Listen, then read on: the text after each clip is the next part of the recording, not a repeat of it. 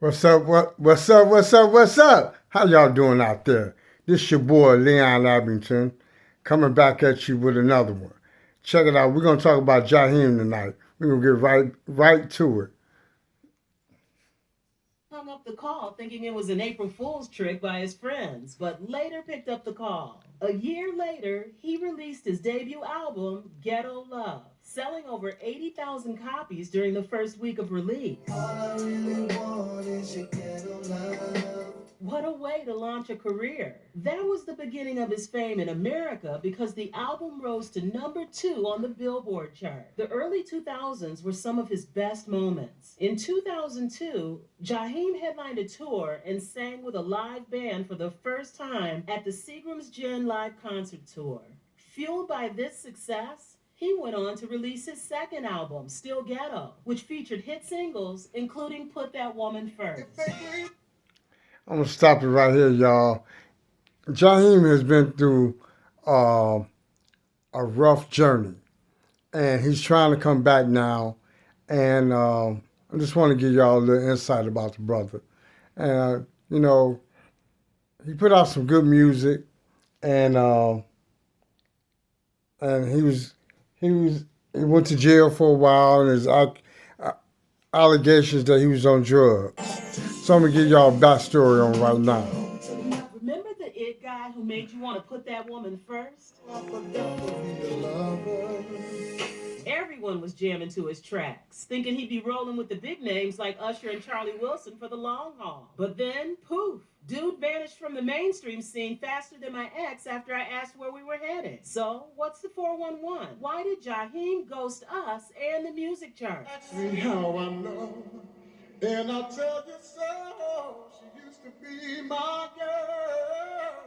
The R&B sensation was born on May 26, 1978 in New Brunswick, New Jersey. Jaheim's life was marked by tragedy early on when his dad, Tyrone Deshaun Cole, passed away, leaving him at the tender age of 3. His mom, Julie Gratchel Hoagland, was left to juggle the world on her shoulders, raising Jahiem and his 2 siblings in the rugged terrains of the Memorial Parkway Homes Public Housing Project. Talk about a rough start. But get this, music was in his blood. His granddaddy, Victor Hoagland, was an R&B crooner back in the 60s, giving little Jahiem some big shoes to fill.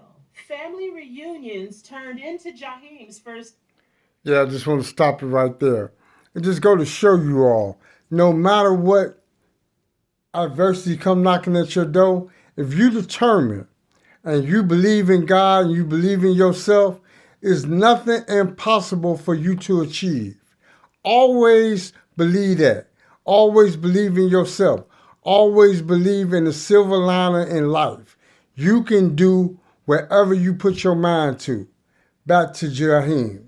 Stage, setting the scene for his future stardom. Despite the tough exterior of project life, Jahiem had dreams bigger than the ghetto, even as he found himself tangled in the kind of trouble that comes with street life, landing him behind bars more than he'd like to admit during his high school years. You can bet his mama's heart was breaking, but Jaheim's voice was her solace, a silver lining in their clouded world. By 15, Jahiem was no stranger to the spotlight, bagging wins at the Apollo Music Theater's talent competition. But life threw another curveball when his mom passed away from spinal meningitis, leaving him orphaned at 17. Imagine that, a kid with nothing but dreams, now without his rock. But here's where the plot twists. Jahiem.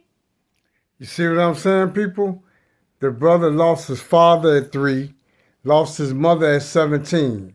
So he had to fight against the world by himself at 17 years old. He had to believe in his dream, and he had to keep focusing, keep pressing forward, no matter what. The world told him that he couldn't do it. He had to believe that he could. And the rest is history. Even though he ran into some hard times along the road. He poured all that heartache into his music, crafting a demo that would change his life. I'm absolutely not looking for love right now. I'm focused on building a dream right now. A young Jahiem, channeling Luther Vandross with Never Too Much, was unaware that his future was about to shift. Now, Jahiem didn't fit the cookie-cutter image of R&B's finest. With his rough around the edges look, he was more Tupac than Tevin Campbell. But fate has a funny way of playing its hand. One accidental drop of his music demo in a Newark clothing store owned by none other than the band Naughty by Nature set the wheels of destiny in motion. KG, a band member, stumbled upon Jahiem's demo and was instantly captivated. He saw in Jahiem a bridge between Luther's classic soul and the fresh vibe of a younger generation, but he wanted it to be produced for Luther. You see what I'm saying? You see what I'm saying? You never know when God gonna lift you up in the midst of all your enemies. He's singing at a clothing store, had no idea the clothing store was owned by Naughty by Nature. Had no idea. You never know. That's why you can never quit. You can never give up. You got to keep pressing forward no matter what. There's younger audience. Who did you find first? Was it Next? Was it Jahiem? I actually had Jahiem first, and he came by last. Yeah, and to this day, he'll tell you he's pissed off about that. KG saw the talent in Jahiem and placed a call to him on April 1st, 2000, to discuss signing him to Divine Mill Records, a subsidiary of Warner Brothers. Jahiem had hung up the call thinking it was an April Fool's trick by his friends, but later picked up the call. A year later, he released his debut album, Ghetto Love, selling over 80,000 copies during the first week of release. All I really want is your ghetto love. What a way to launch a career. Over 80,000 copies. If that ain't God, what is? You have to believe no matter what the outside says, the circumstances show you, you got to believe no matter what. Whatever you feel that you want to do in your heart, you have to believe that you can do it. No matter what. Don't let your enemies, don't let your family members tell you something that you can't do. You got to believe in you. If you don't believe in you, who will? Look what happened to him here. Living example that anything is possible. Believe, people, no matter what. Back at you. Career. That was the beginning of his fame in America because the album rose to number 2 on the Billboard chart. The early 2000s were some of his best moments. In 2002, Jahiem headlined a tour and sang with a live band for the first time at the Seagram's Gin Live Concert Tour.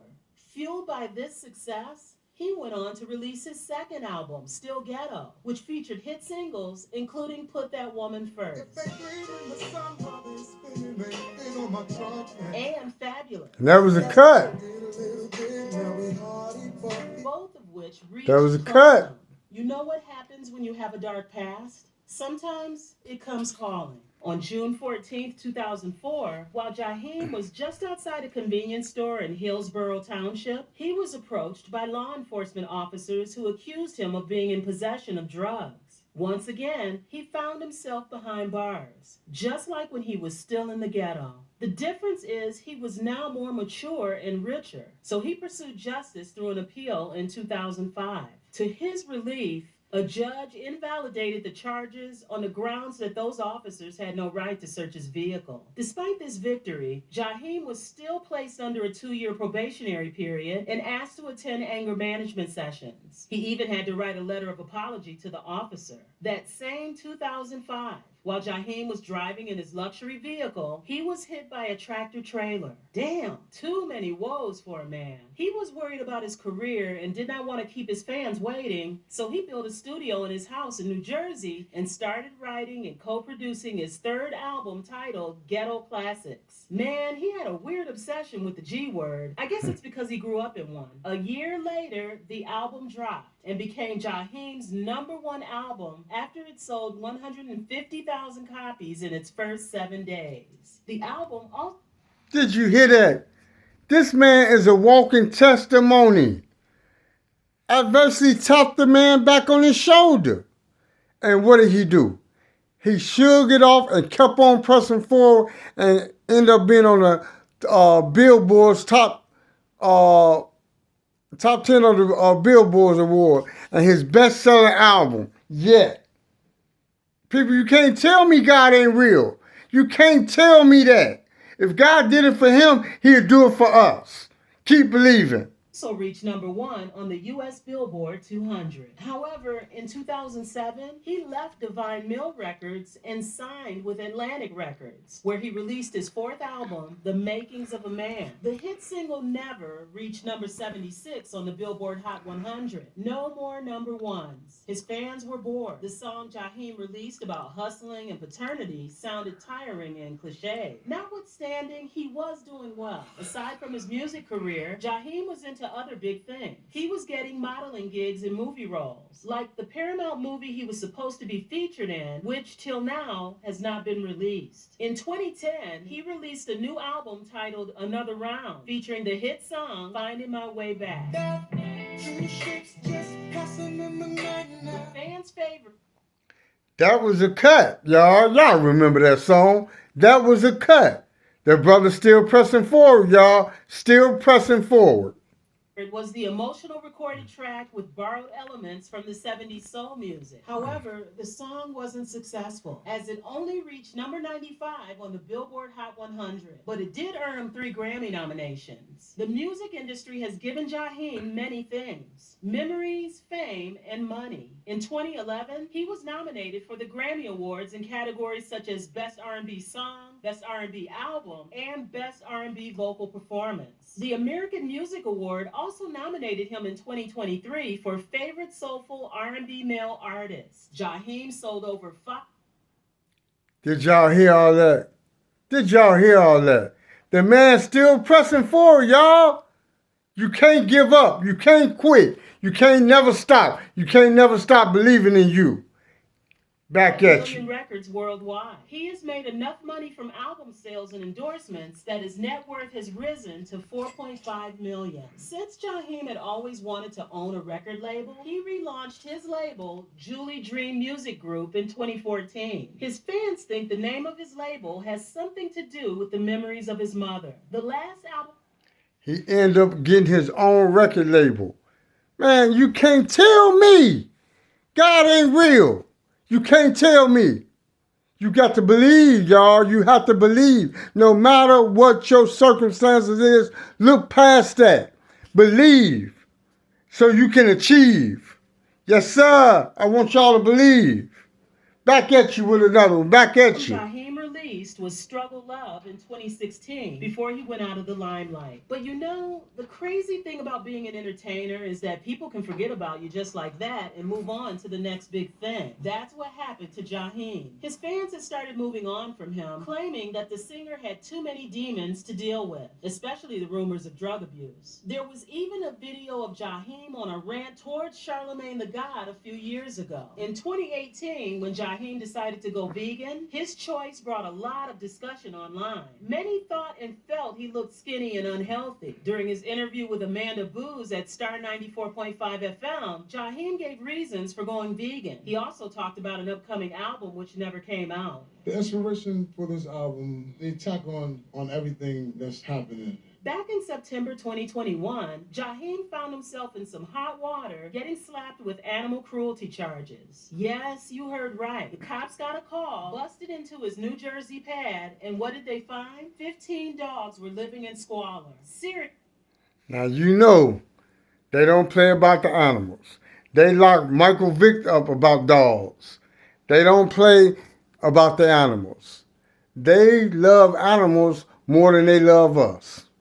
The animals are living, some animals living better than humans. A lot of animals are. So when he did that, come on now, that was another adversity tapping him on his shoulder. Obviously, Jahiem, what happened? But honey, remember the tunes and soul this man brought to the R&B game? Despite the mess in the headlines, Jahiem's music was a vibe, touching hearts and moving souls back in the day. And believe it or not, his fans are still out there, showing him love on the gram, dropping comments about how they're missing his voice and those beats. Now, the million-dollar question, will Jahiem ever make a grand return to the music scene? With all the drama, it's hard to say. We We all know how crucial staying in the spotlight is for an entertainer's relevancy, and Jahiem has been off the radar for a hot minute. Rumors are swirling about a battle with drug abuse, but it's all whispers and shadows since the man himself hasn't said a word. At 45, we're all left wondering what's going on with him. So here's hoping Jahiem finds his way back, not just to the stage, but to himself. We're rooting for a comeback, ready for that voice to bless our ears. Yes, I'm rooting for Jahiem. May God bless him. May God keep him. And I'm going to say a prayer for Jahiem. Ask you all to pray for Jahiem. We all deal with certain demons and adversity knocks at all of our doors. And I just hope that we all can overcome all our adversities. And may God look out for him and touch him, because he seems like he's a good person. I don't know him personally, but, you know, I would like to meet him one day and let him know I enjoy his music, you know. But love, peace, and soul. And be back at you with another one. Deuces. Don't forget to like and subscribe to my channel. Leon Abington 3000. Love, peace, and happiness.